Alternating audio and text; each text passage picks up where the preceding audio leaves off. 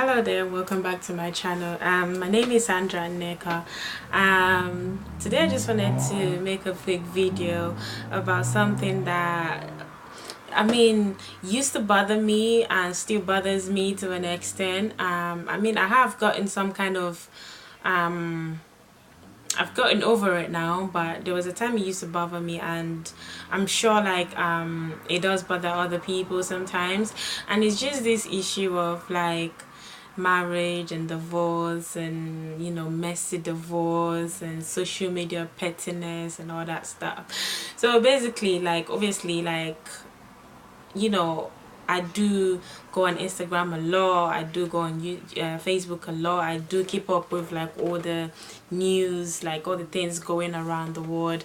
And I just feel like sometimes, most of the time, you always see this stories of how people are divorcing, this person is divorcing this person is leaving this person is separating from this person. And it used to get to me. I was thinking about that means marriage don't survive in this day and age then, because why is everyone divorcing? You literally see two people that are so in love, and then all of a sudden they are divorcing, even say couples you as well.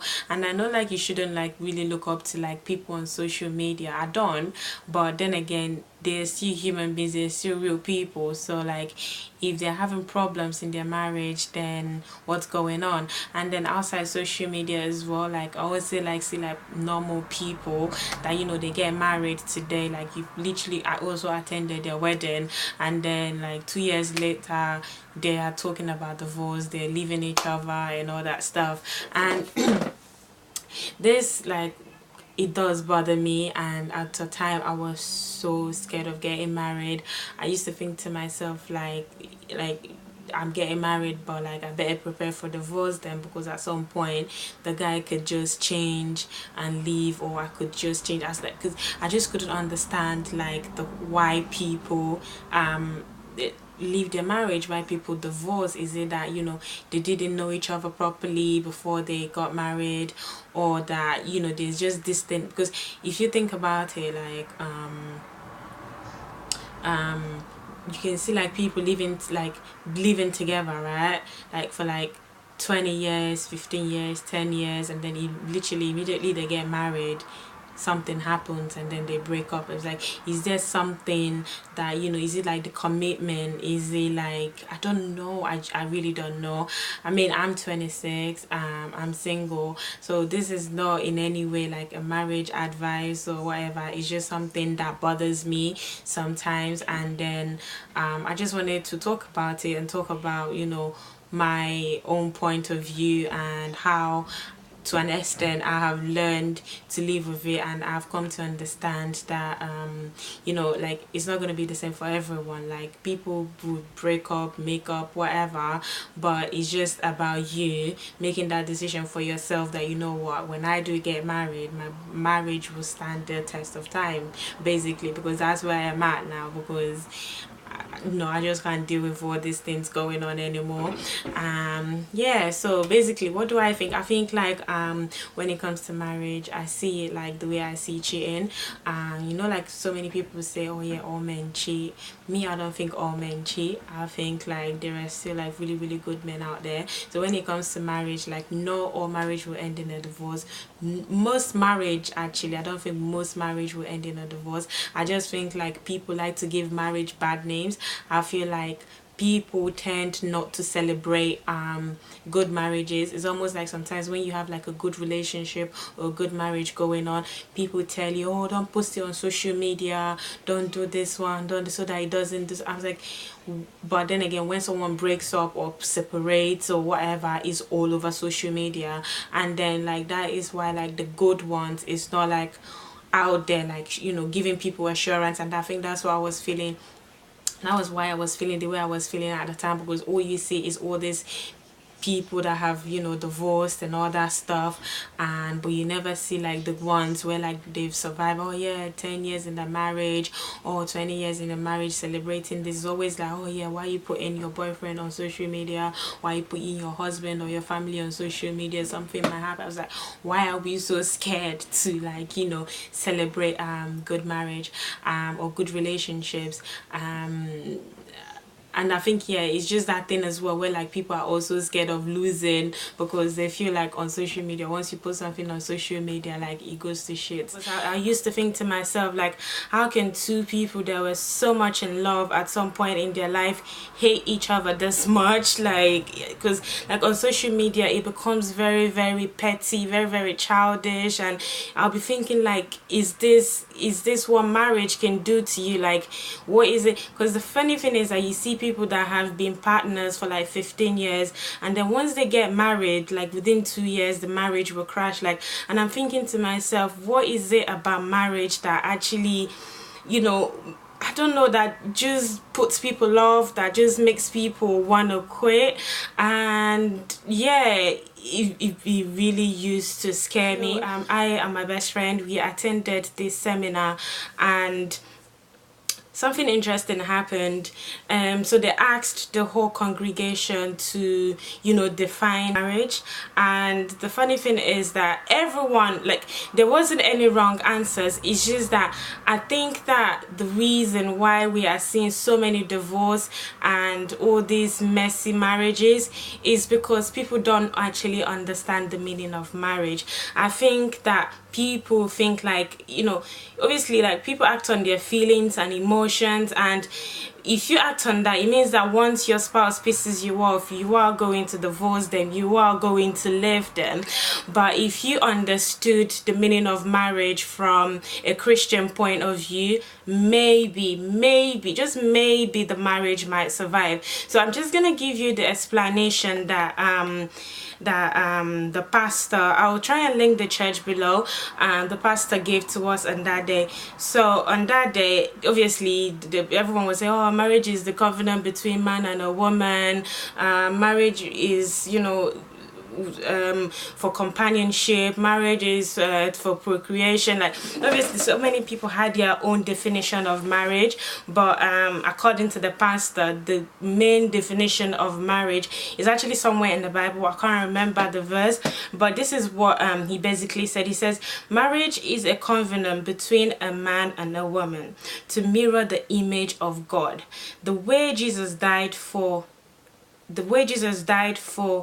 the church, his bride. But I think like people always stop at marriage is a covenant between a man and a woman, but they never go the extra, because if you go like just one step forward and put it in to mirror the image of God, you would understand that you shouldn't be taking marriage for granted. And if you're gonna get married to someone, better make sure that, you know, you're marrying the right person, and that, you know, through thick or thin, you know, I understand like there's several things that will come up in the marriage that maybe you cannot stand, but just make sure that, you know, whatever you're doing, that you are mirroring that the image of God. Because anytime I see like people divorcing, I always think to myself, did they not know?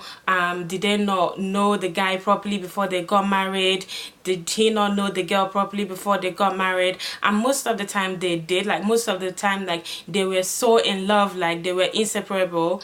But at some point, I don't know if it's something to do with living together, seeing the same person. It's almost like, I don't know if marriage can actually work. I know like obviously we've seen like lots of example of like maybe our parents or our aunties, our uncles that have been in marriage for so many times, for so long, and their marriage seemed to work out. But I just feel like this generation, this new era, like marriage is just a mess. Like you can count how many marriages that survive in this day and age. And I kept thinking to myself, is it because like people are more outspoken these days? Is it because people are not scared anymore? Because fair enough, we can say like, okay, our parents' marriages, they survive, but sometimes if you dig deep, you find out that what not more like they were not that happy in their marriage. They were just staying in the marriage to save face.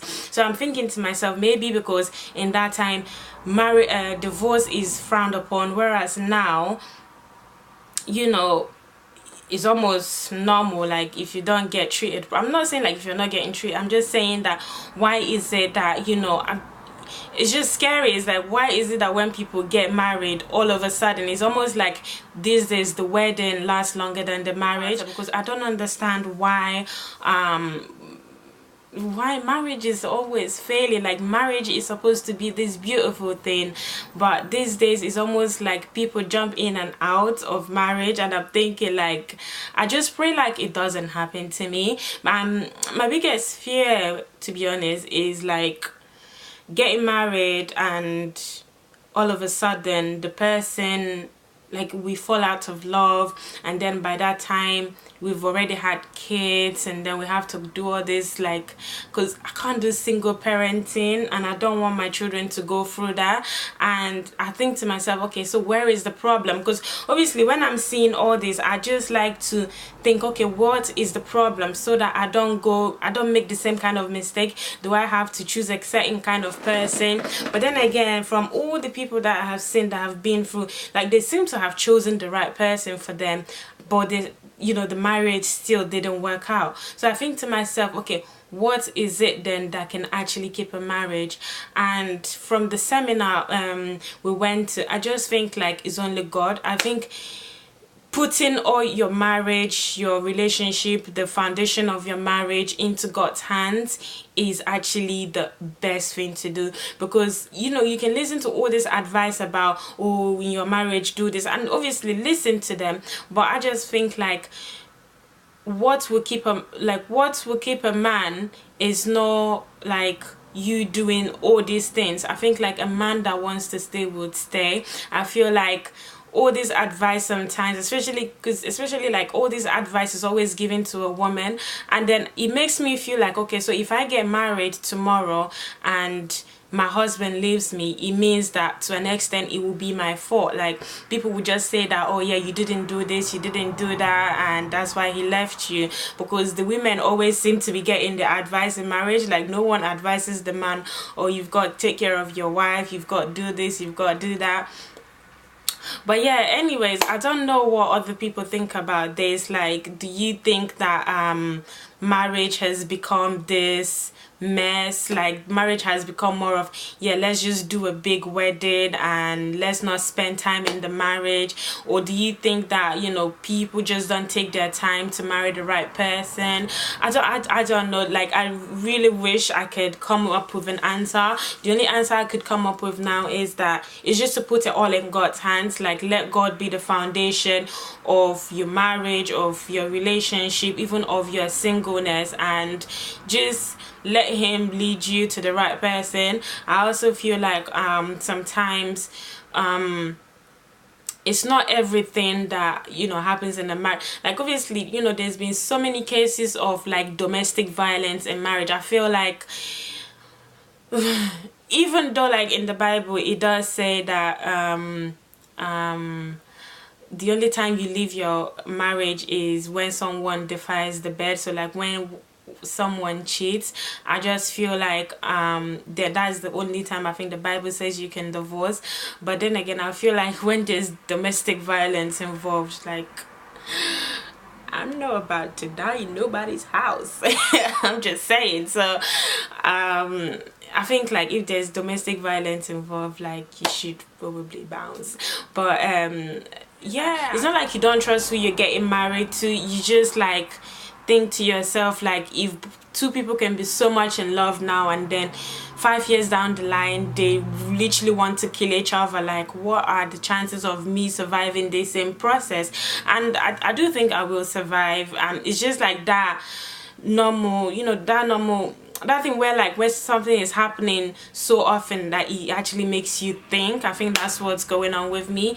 But I don't know if anyone else feels like this sometimes. I don't feel like this all the time, but sometimes I do feel like this, and I think to myself like, you know what, like Jesus take the wheel. Like I just pray to get married to a good person that, you know, through thick and thin they wouldn't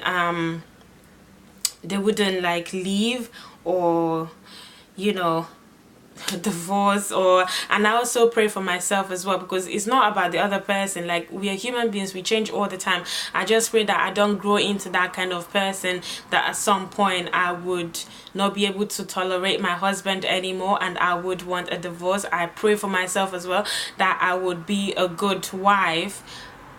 In as much as praying for God to give me a good husband, I want to be a good wife as well. So let me just read some of the, because I made some notes from the seminar we went to. So I'm just gonna read through like a few things that they talked about. This is just notes, so like it might not rhyme with this topic, but it's just something that, you know, I wrote down and I think is something that could help someone. So basically another thing I wrote was marriage is purpose driven, not emotional. It says emotion is the glue that helps the purpose. And then it says if your needs are being met, but if your needs are being met, your emotions will catch up. I think at this point what he was trying to say is that you have to identify your needs from your wants. So when you identify the things you need from your man or from your marriage, then your emotions will catch up, because sometimes we put our emotions first, and obviously like it's not the way you feel this minute that you're gonna feel like in the next 2 minutes or in the next 5 minutes. So that's why you don't put your emotions first. You always put your purpose. So if like your husband pisses you off, or like, you know, something is going on in your marriage and you think to yourself, okay, what is the purpose of this marriage? What and then you remember that this is the institution that God has created. I think like it will make you think of more ways to, you know, save your marriage. But if you put your emotions first, you will be like, you know what, I'm getting out of here, like I'm done with this marriage. So yeah, your marriage should be purpose driven. Where do you see your marriage going? What did you envision when you were trying to get married? Don't let your emotions cloud your judgment. And I'm not saying you should always put your emotions on hold forever, but how forever, I mean, if someone is abusing you emotionally, then you probably need to address that. Another thing I wrote down, it says be careful who meets your needs. It says unmet needs is a ground for infidelity. I think what he was trying to say here is that because we have two different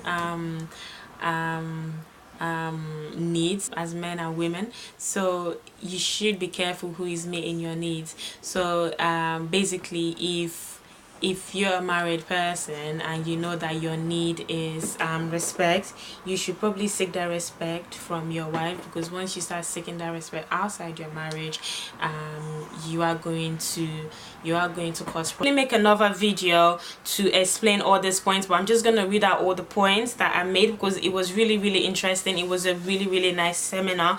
And then another one, it says, so the primary needs of a man, it says respect, sex, and vulnerable.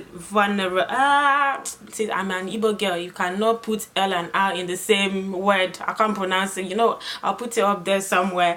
And then the primary need of a woman is love, security, and conversation.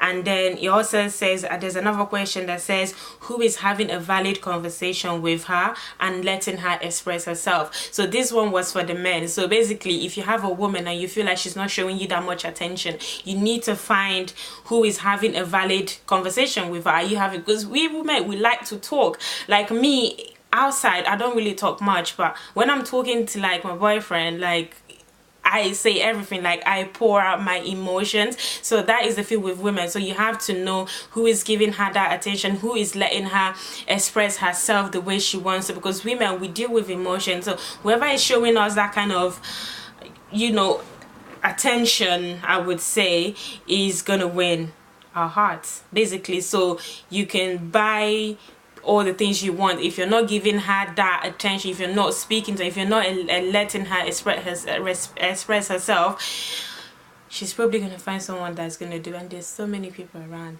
Have that in mind. So another one I wrote was find a man that can keep his needs in check. So when he said needs is, you know, sex, you know, he's, yeah, sex.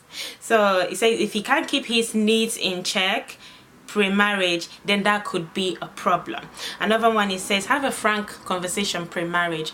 Yes, this one is, I know like sometimes it can be a bit iffy, but if you're like over 2 years, like if your relationship has been over 2 years, I feel like you should be having like honest conversation, say how you feel, start saying like the things you know that you cannot do in marriage, like just so you know, so that you know when you both of you go in there, you'll not be shocked, basically. Another one is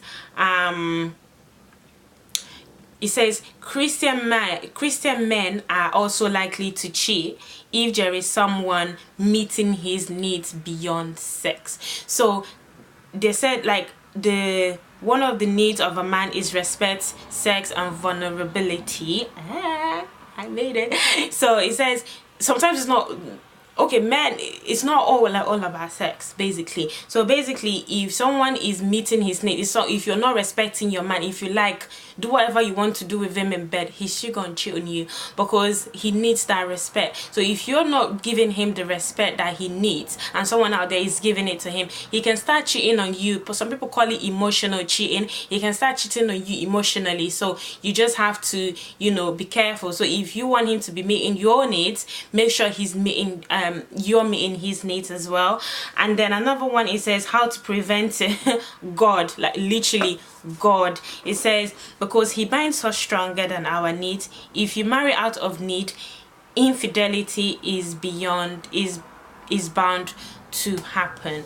So basically we have all these needs we want from a man, but there should be something above needs, and the only thing that is above you, above your needs, above your man, above your marriage is God. So he is the only one that can basically help out or help you out in everything you're going through. Like obviously like people that are not Christians, and there's so many people that are not Christians that are still have like good marriages. I'm not saying that if you're not a Christian your marriage will not be good. Sometimes you know, your intentions matter, the way you deal with other people matters, you know.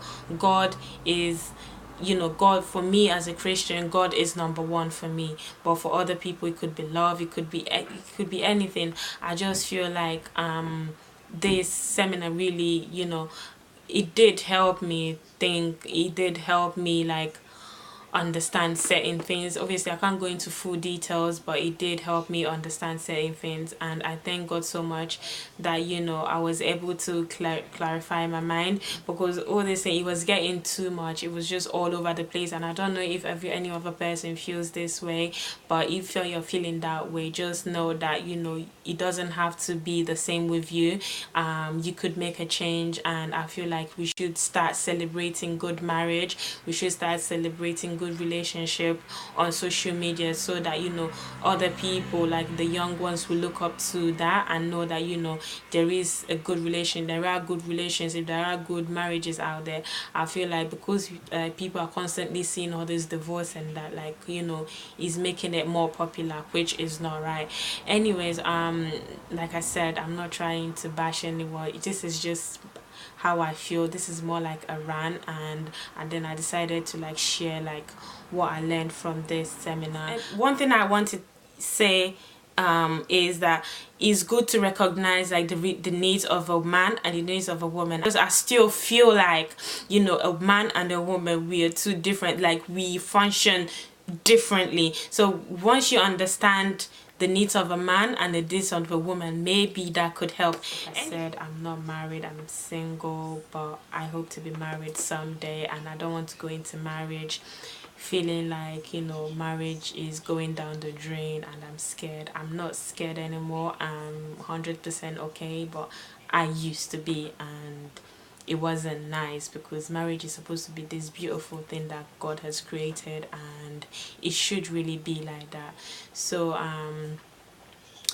find your inspiration, find people that will motivate you, find people that would, you know, show you the right things to do, like how marriage should really work, how, good marriages. Just don't dwell too much on the negative ones, because sometimes it's just the bad ones that is always being promoted, unfortunately. But it doesn't mean that there isn't any good marriages out there. Thank you so much for watching. I know this video is quite long, but I hope it made sense. Anyways, I'm gonna end this video here. It's taking too long now. I don't even understand what I was doing. I was just yabbing. But thank you so much for watching, and I will see you on my next one. If you have any questions, leave your comment down below. I will try and explain more of this points that I've made in another video. But thank you so much for watching, and God bless you, and I'll see you on my next one. Bye.